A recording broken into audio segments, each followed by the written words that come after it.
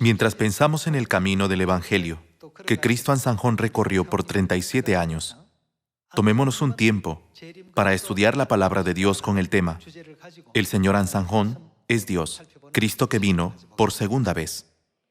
Cada vez que damos testimonio de Cristo Ansanjón, la Madre Celestial y el Evangelio, muchos nos preguntan, ¿por qué creen que el Señor Ansanjón es Dios? Esta pregunta quiere decir, ¿cómo puede venir Dios a la tierra en la carne como nosotros? En otras palabras, cuando nos encontramos a estas personas, lo que realmente preguntan es, ¿no es un simple hombre? Cada vez que nos los encontramos, necesitamos reflexionar en la razón por la que creemos que el Señor Ansanjón es Dios y establecer nuestra fe en Él. ¿Por qué creen que el Señor Ansanjón es Dios? Cuando se nos pregunta repentinamente, ¿por qué creen que el Señor Ansanjón es Dios?, debemos estar listos para dar una respuesta simple y clara mediante la Biblia, para que no entremos en pánico pensando, ¿dónde están los versículos? Podemos responder, el Señor Ansanjón es Dios porque Él nos ha prometido la vida eterna que solo Dios puede darnos. O, Él es Dios porque nos ha permitido el perdón de pecados que solo Dios tiene la autoridad de dar. También, Él es Dios porque predicó el nuevo pacto que solo Dios puede predicar. Es por eso que la Biblia y los profetas testificaron que el que cumple todas estas cosas es Dios, a quien debemos recibir. La Biblia dice que debemos reconocer a Dios cuando venga en la carne como hombre y habite entre nosotros. Cuando Jesús vino a esta tierra en la carne hace 2000 años, la gente se llenó de dudas sobre Él, preguntándose, ¿es realmente el Cristo? ¿O es solo un profeta? ¿O es simplemente un maestro bien versado en la Biblia? Un día, Jesús preguntó a sus discípulos, ¿quién dicen los hombres que soy yo? Y ellos respondieron, algunos dicen que Elías, otros Jeremías, o alguno de los profetas. Y Jesús preguntó a sus discípulos, ¿y vosotros, quién decís que soy yo? Las personas pensaban que Jesús era un profeta o un maestro que tenía más conocimiento de la ley que los demás. Sin embargo, Pedro dijo, «Tú eres el Cristo, el Hijo del Dios viviente».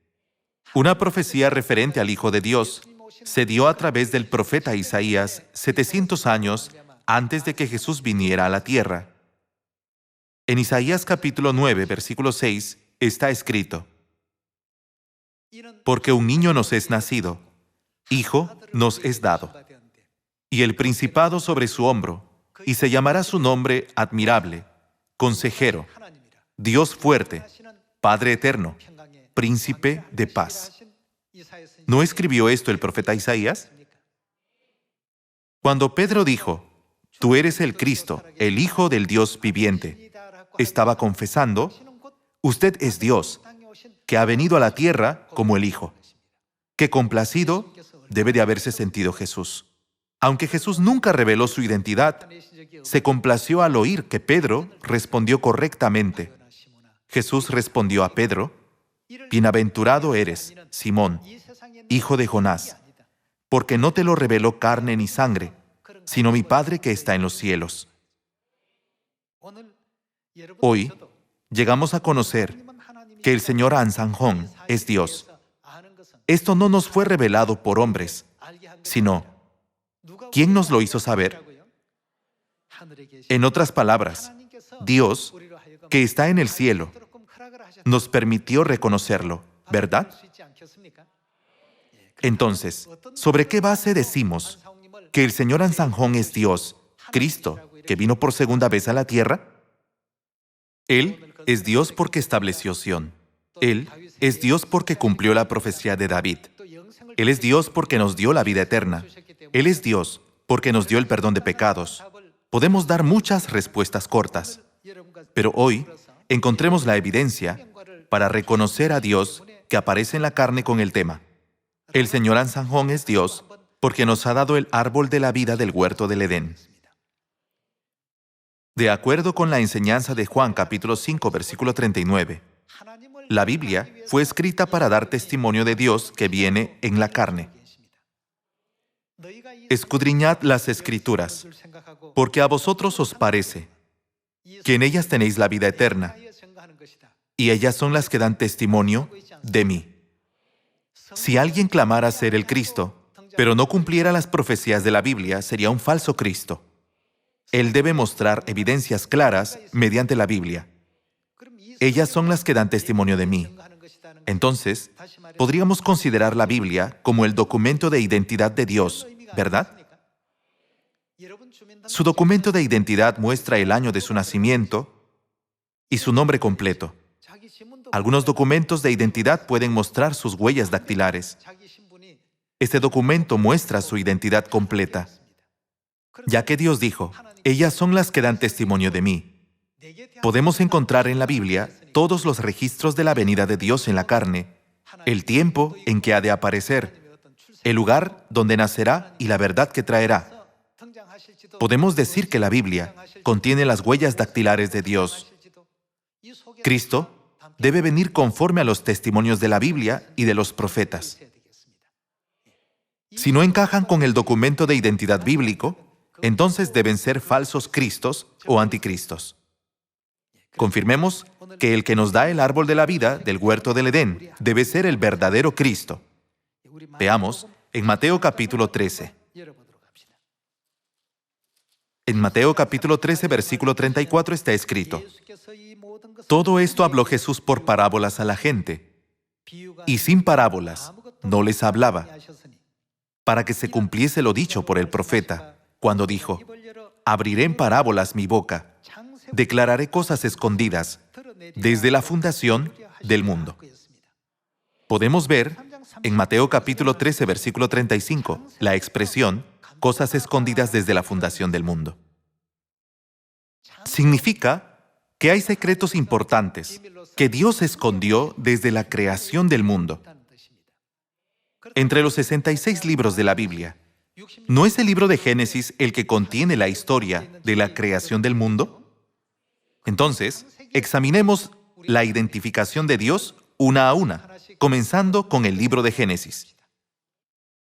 Ya que muchos falsos profetas y falsos cristos han aparecido de forma desmedida en la tierra, necesitamos examinar con cuidado la verdad de Cristo, que se registra en su documento de identidad a fin de reconocerlo.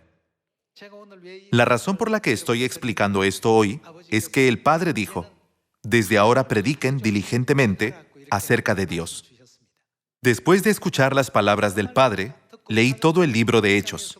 Mientras leía, entendí que el mensaje más importante que los apóstoles predicaban era, Jesús es el Cristo.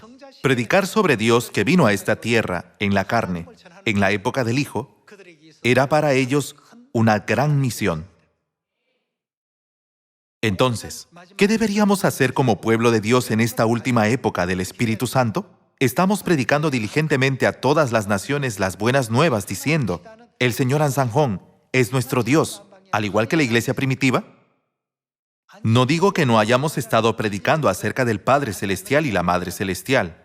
Sin embargo, siento que no hemos predicado de ellos tanto como el día de reposo, la Pascua y la verdad del nuevo pacto. Hay muchas cosas sobre las que podemos estudiar hoy. Sin embargo, enfoquémonos en el árbol de la ciencia del bien y del mal, y en el árbol de la vida, yendo a Génesis capítulo 2. En Génesis capítulo 2, versículo 8 está escrito, y Jehová Dios plantó un huerto en Edén, al oriente, y puso allí al hombre que había formado. Y Jehová Dios hizo nacer de la tierra todo árbol delicioso a la vista, y bueno para comer. También el árbol de vida en medio del huerto, y el árbol de la ciencia del bien y del mal. Dios estableció el huerto del Edén en la tierra como una copia, para enseñarnos la realidad, el eterno reino de los cielos. En el huerto del Edén, Dios creó el árbol de la vida y el árbol de la ciencia del bien y del mal. En Mateo capítulo 13, Dios dijo que habló todo por parábolas. Por eso, todo lo que sucedió en el huerto del Edén es una parábola que contiene un importante significado profético. En Apocalipsis, capítulo 12, Dios ya había interpretado la serpiente que engañó a Eva como la serpiente antigua, diablo o Satanás. Mediante esto, podemos entender que todo lo que sucedió en el huerto del Edén es una parábola, ¿cierto? Veamos sobre el árbol de la vida y el árbol de la ciencia del bien y del mal en Génesis capítulo 2, versículo 17. Mas del árbol de la ciencia del bien y del mal no comerás, porque el día que de él comieres, ciertamente morirás. Sin embargo, en Génesis capítulo 3, podemos ver que Adán y Eva terminaron cayendo en la tentación de la serpiente y comieron del árbol de la ciencia del bien y del mal. Veamos Génesis capítulo 3, versículo 1. Pero la serpiente era astuta, más que todos los animales del campo que Jehová Dios había hecho, la cual dijo a la mujer: ¿con que Dios os ha dicho, no comáis de todo árbol del huerto? Y la mujer respondió a la serpiente: del fruto de los árboles del huerto podemos comer, pero del fruto del árbol que está en medio del huerto, dijo Dios: no comeréis de él, ni le tocaréis, para que no muráis. Entonces, la serpiente dijo a la mujer: no moriréis, sino que sabe Dios que el día que comáis de él, serán abiertos vuestros ojos y seréis como Dios, sabiendo el bien y el mal. Y vio la mujer que el árbol era bueno para comer, y que era agradable a los ojos, y árbol codiciable para alcanzar la sabiduría, y tomó de su fruto, y comió, y dio también a su marido, el cual comió así como ella. Entonces fueron abiertos los ojos de ambos, y conocieron que estaban desnudos. Entonces cosieron hojas de higuera, y se hicieron delantales. Al final, Adán y Eva fueron tentados por el diablo y comieron del fruto prohibido. Respecto al árbol de la ciencia del bien y del mal, Dios dijo: porque el día que de él comieres ciertamente morirás. Eso es lo que Dios dijo sobre este árbol. No obstante, ¿qué dijo la serpiente? Aunque comáis de él no moriréis. Dijo lo contrario a lo que Dios dijo. Adán y Eva terminaron por comer del árbol de la ciencia del bien y del mal, y así cometieron el pecado original. Como resultado, toda la humanidad heredó el pecado de Adán y Eva, y están destinados a morir. Entonces, ¿no habrá un camino para que la humanidad sea librada de la maldición eterna del árbol de la ciencia del bien y del mal? Este es un punto muy importante. Los registros del Génesis son tan famosos que muchas personas que ni siquiera creen en Dios saben acerca de esto. El mundo entero sabe muy bien que Adán y Eva comieron del árbol de la ciencia del bien y del mal, pero no sabe del árbol de la vida. Veamos qué enseñanza nos dejó Dios respecto al árbol de la vida en Génesis capítulo 3, versículo 22. Y dijo Jehová Dios: he aquí el hombre es como uno de nosotros, sabiendo el bien y el mal. Ahora pues que no alargue su mano y tome también del árbol de la vida, y coma y viva. ¿Cuánto tiempo vivirá? Para siempre. Dios enseñó que comer del árbol de la ciencia del bien y del mal conllevaría a la muerte, y comer del árbol de la vida conllevaría a la vida eterna. Por tanto, aunque Adán y Eva se volvieron mortales por comer del árbol de la ciencia del bien y del mal, ¿qué hubiera pasado si hubieran comido del árbol de la vida? Habrían vivido para siempre. No obstante, Dios prohibió a los pecadores extender su mano y comer del árbol de la vida. En el versículo 23 está escrito: y lo sacó Jehová del huerto del Edén, para que labrase la tierra de que fue tomado. Echó pues fuera al hombre, y puso al oriente del huerto de Edén querubines, y una espada encendida, que se revolvía por todos lados, para guardar el camino. ¿Qué camino guardaba Dios? El camino del árbol de la vida. Como resultado de su desobediencia, Adán y Eva fueron expulsados del huerto del Edén, y Dios cerró el camino al árbol de la vida, poniendo querubines y una espada encendida que se revolvía por todos lados para que nadie se acercara. Hay un detalle específico al cual debemos prestar mucha atención en esta escena. ¿Quién cerró el camino al árbol de la vida del huerto del Edén? Fue Dios quien cerró el camino de acuerdo con su mandato. Entonces, ¿quién tiene la autoridad de abrir ese camino? Solo Dios puede abrir el camino al árbol de la vida. Hermanos, cada personaje de las películas o telenovelas tiene su propio papel.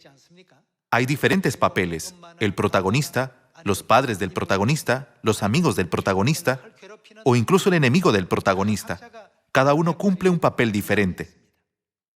De igual manera, la Biblia nos enseña que solo Dios puede cumplir el papel de abrir el camino al árbol de la vida. Nadie puede recibir ese papel solo por leer la Biblia decenas de millones de veces. Solo Dios puede desempeñar ese papel cuando venga en la carne. Esto se debe a que Dios ordenó cerrar el camino al árbol de la vida. Nadie tiene la autoridad de invalidar las órdenes de Dios. En la antigua dinastía Joseon de Corea, la orden de un rey tenía gran autoridad, ¿verdad?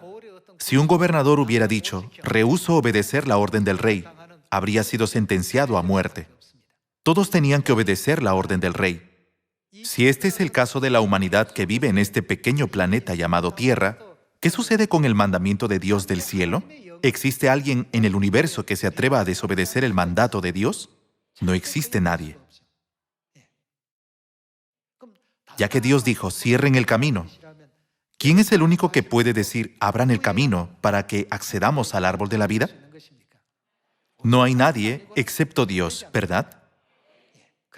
Por tanto, si alguien les pregunta, ¿por qué creen que el Señor Ansanjón es Dios? Pueden explicarle sobre el árbol de la vida, diciendo, de acuerdo con la Biblia, solo el que abre el camino al árbol de la vida es Dios. ¿Qué dice Mateo capítulo 13 sobre la historia del árbol de la vida y el árbol de la ciencia del bien y del mal? Dice que es una parábola. La serpiente representa al diablo y Adán representa a Cristo que ha de venir. Entonces, ¿no deberíamos averiguar qué representa el árbol de la vida? ¿Cuál es la realidad del árbol de la vida que debemos comer para recibir vida eterna? Para encontrar la respuesta a esta pregunta, veamos lo que Dios nos enseña en Juan capítulo 6, versículo 53. Jesús les dijo, de cierto os digo, si no coméis la carne del Hijo del Hombre y bebéis su sangre, no tenéis vida en vosotros. El que come mi carne y bebe mi sangre, tiene. ¿Qué tiene? Vida eterna. Examinemos cuidadosamente Juan capítulo 6. Según la historia del libro de Génesis, Dios permitió a la humanidad recibir vida eterna solo por comer del árbol de la vida. En Juan capítulo 6, según la enseñanza de Dios, que vino a esta tierra en la carne hace 2000 años, ¿qué dijo que podemos tener si comemos su carne y bebemos su sangre? Él dijo, el que come mi carne y bebe mi sangre tiene vida eterna. Así como había solo un camino para recibir vida eterna en el huerto del Edén, Jesús ha establecido un solo camino para recibir la vida eterna. El Antiguo Testamento es una sombra y el Nuevo Testamento es la realidad. Por lo tanto, el árbol de la vida, que apareció en la sombra del Antiguo Testamento como una parábola, aparece como la carne y la sangre de Jesús en el Nuevo Testamento. La razón es que Dios dijo, si comen del árbol de la vida del huerto del Edén, tendrán vida eterna. Y también dijo en Juan capítulo 6, tendrán vida eterna si comen la carne y beben la sangre del Hijo del Hombre. En otras palabras, la realidad del árbol de la vida, que está en parábolas, es la carne y la sangre de Jesús, es decir, Jesús mismo. Podemos confirmar esto en la Biblia. Continuemos con el versículo 54. Y yo le resucitaré en el día postrero, porque mi carne es verdadera comida y mi sangre es verdadera bebida. El que come mi carne y bebe mi sangre, en mí permanece y yo en él. Como me envió el Padre viviente, y yo vivo por el Padre. Asimismo, el que me come, él también vivirá por mí. Está escrito que, el que me come, él también vivirá por mí. Por lo tanto, podemos comprender fácilmente que Jesús es el árbol de la vida del huerto del Edén. Vayamos al versículo 58. Este es el pan que descendió del cielo. No como vuestros padres comieron el maná y murieron. El que come de este pan vivirá eternamente. Los que no han comido la carne y la sangre del Hijo del Hombre no han comido del árbol de la vida. Y los que han comido la carne y la sangre del Hijo del Hombre han comido del árbol de la vida. Entonces, ¿cómo permitió Jesús a la humanidad comer su carne y beber su sangre hace 2000 años? Es un asunto muy importante. Encontremos la respuesta en Mateo capítulo 26, versículo 17.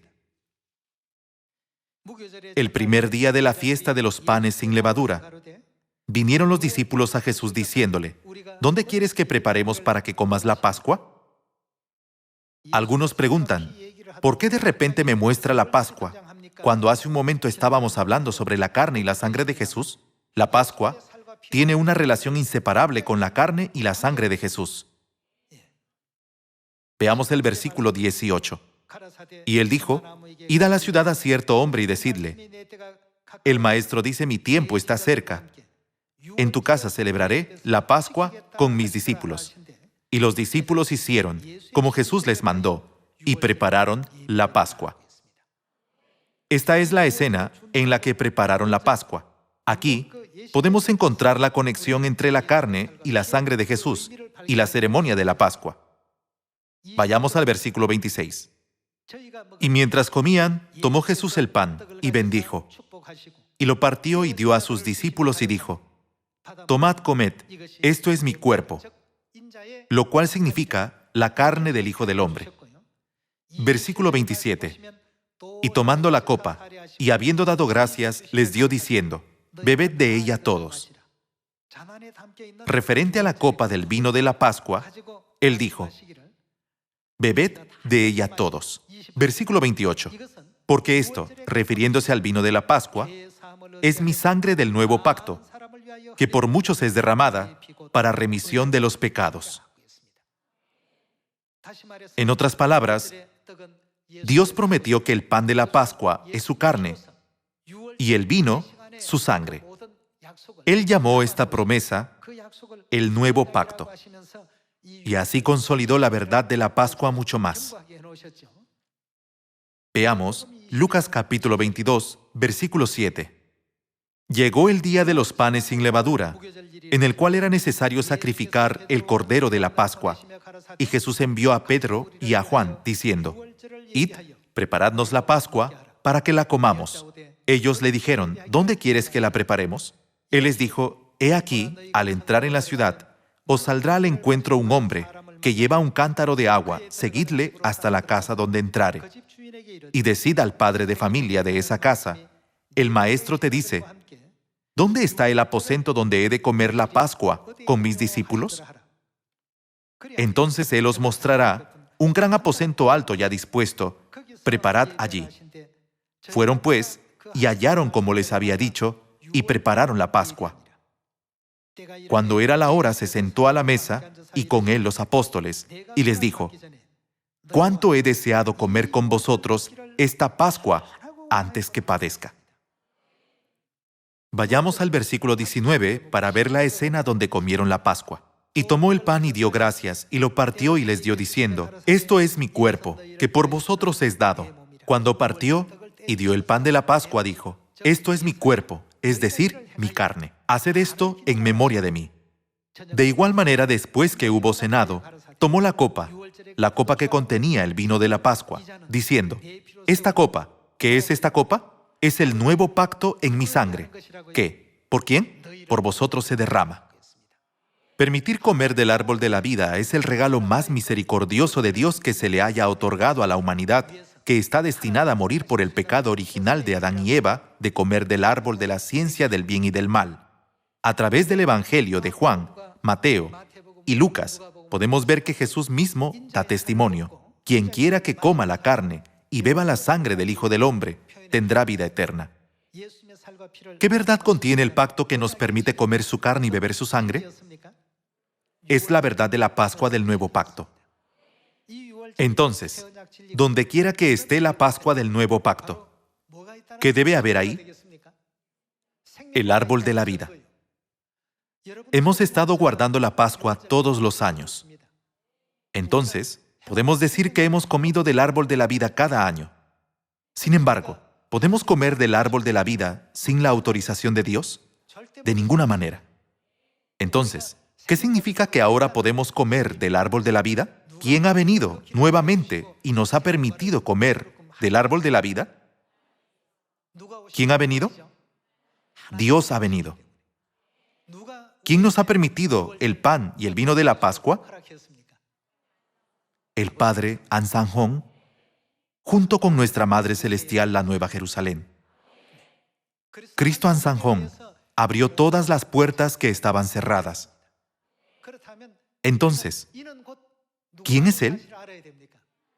He aquí, este es nuestro Dios. Le hemos esperado y nos salvará. 2000 años atrás, los fariseos y escribas persiguieron y difamaron a Jesús. También cometieron obras malvadas en contra de Jesús cada vez que predicaba el Evangelio. Hay personas como estas también en esta época. Leamos Isaías capítulo 51, versículo 7.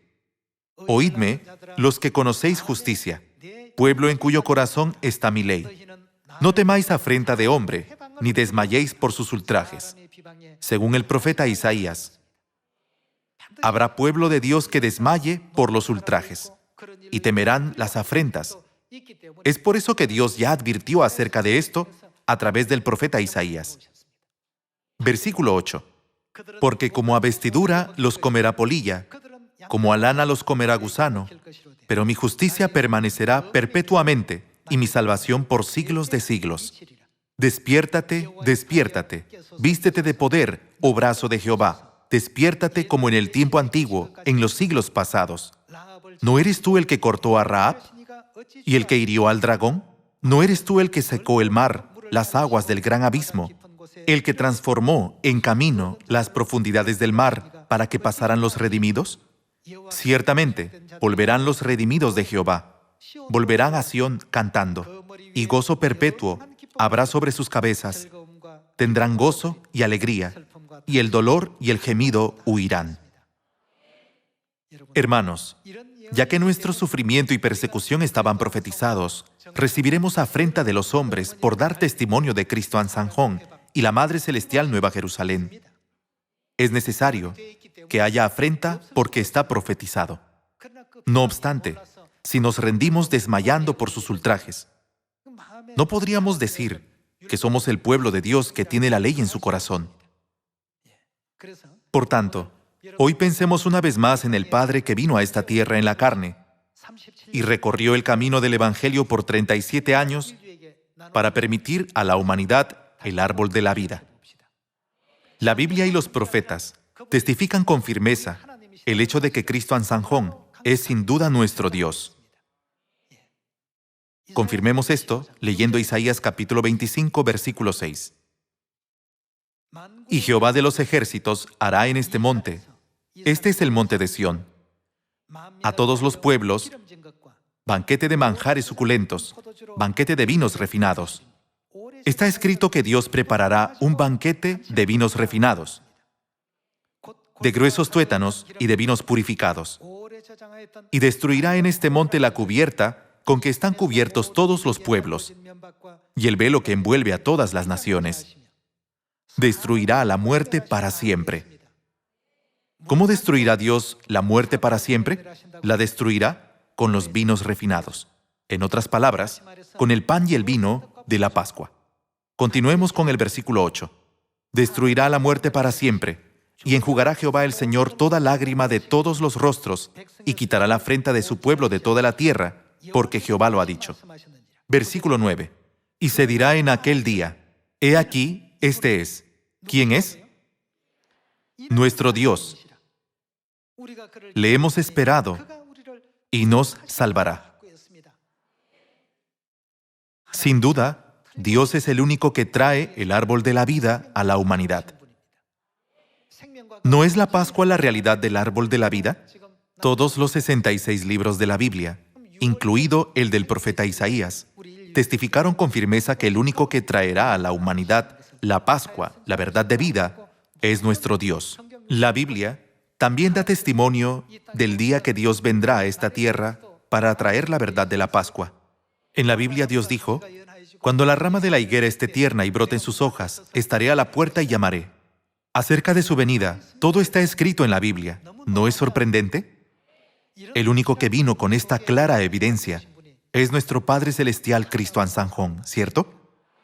Él recorrió el camino en esta tierra para dar a la humanidad el árbol de la vida, es decir, la Pascua.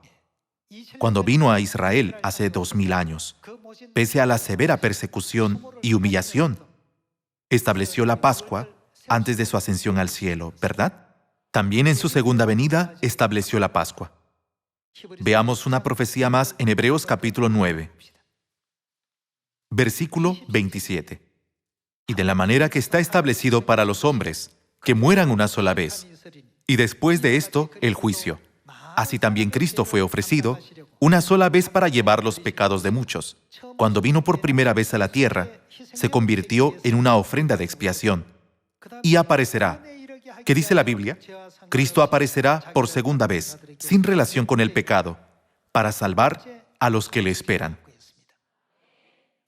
Si no hubiera venido a la tierra por segunda vez, ¿la humanidad habría recibido la salvación? No.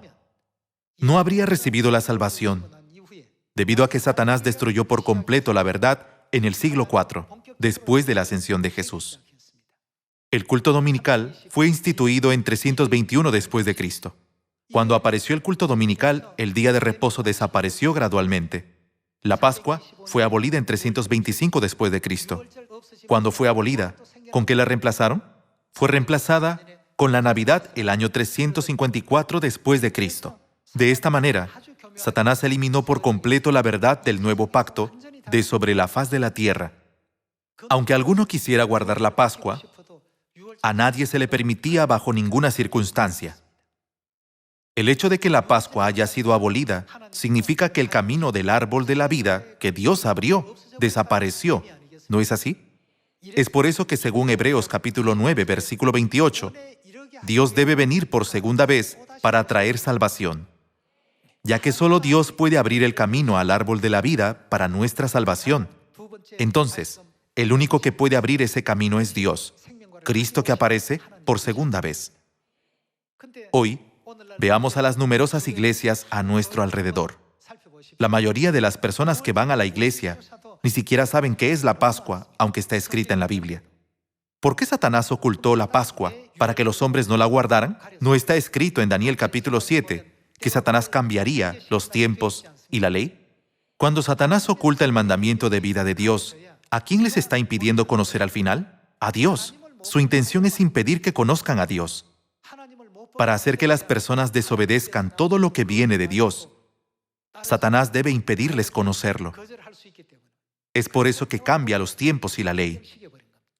Una vez que aprendimos sobre la Pascua, pensamos, la Pascua es la verdad del árbol de la vida. Entonces, ¿quién proclamó esta verdad de salvación a la humanidad? Después, descubrimos que fue el Padre Celestial, Cristo Ansanjón. Por eso, el profeta Isaías escribió en Isaías capítulo 25, «He aquí, este es nuestro Dios, le hemos esperado y nos salvará». Hermanos, ¿quién nos trajo el pan y el vino de la Pascua? Es decir, el árbol de la vida. El Padre Ansanjón. Entonces, ¿quién es el Señor Ansanjón, de quien la Biblia y los profetas dan testimonio? Dios vino a esta tierra por segunda vez para salvar a los pecadores que estábamos destinados a morir. Solo con el propósito de salvar a sus hijos, vino a esta tierra para proclamar y enseñarnos la Pascua del nuevo pacto. Ahora, tenemos salvación por guardar la verdad de la Pascua y el reino de los cielos nos espera. Vivimos con este gozo y esperanza. Esforcémonos en testificar a nuestro Padre en Samaria y hasta lo último de la tierra, proclamando que el Señor Ansanjón es el verdadero Dios. Les pido sinceramente que sean los hijos de Sión, que prediquen este último evangelio con todo su corazón. Espero que hayan recibido mucha gracia a través del sermón de hoy. Muchas gracias.